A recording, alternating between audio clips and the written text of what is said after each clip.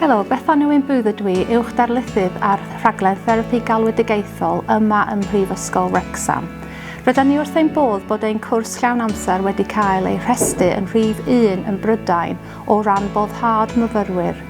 Rydyn ni yn credu bod yna ychydig o resymau am hyn, sef mae'r cwrs wedi ei hachredu gan y Cyngor Proffesiynau Iechyd a y Coleg Brenhinol y Therapyddion Galwadigaethol. Mae hyn yn sicrhau bod ein cwricwlwm yn gyfoes a bod y rhaglen yn cwrdd â safonau ansawdd.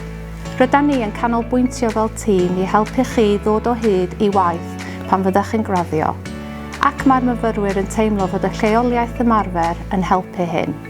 Rydyn ni'n falch o'r ystod o brofiad yng Nghymru ac mae'r lleoliad yn cyfrif am 1/3 o'r cwrs.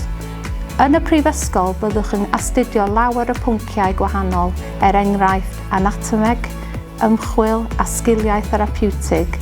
Mae bob pwnc yn canolbwyntio ar y byd go iawn i datblygu sgiliau ar gyfer graddio fel therapydd galwadigaethol. Mae gweithio fel tîm yn bwysig o fewn iechyd a gofal cymdeithasol.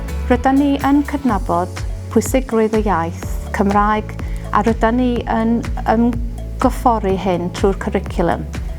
Enghraifft, yn y cwrs, byddwch yn datblygu eich sgiliau Cymraeg ar gyfer ymarfer. Felly, os gewch chi ddiddordeb i hyfforddi fel therapi galwadigaethol ac astudio gyda ni, dewch draw i un o diwrnodau agored neu archebwch ar un o'r boreau pwnc trwy'r we.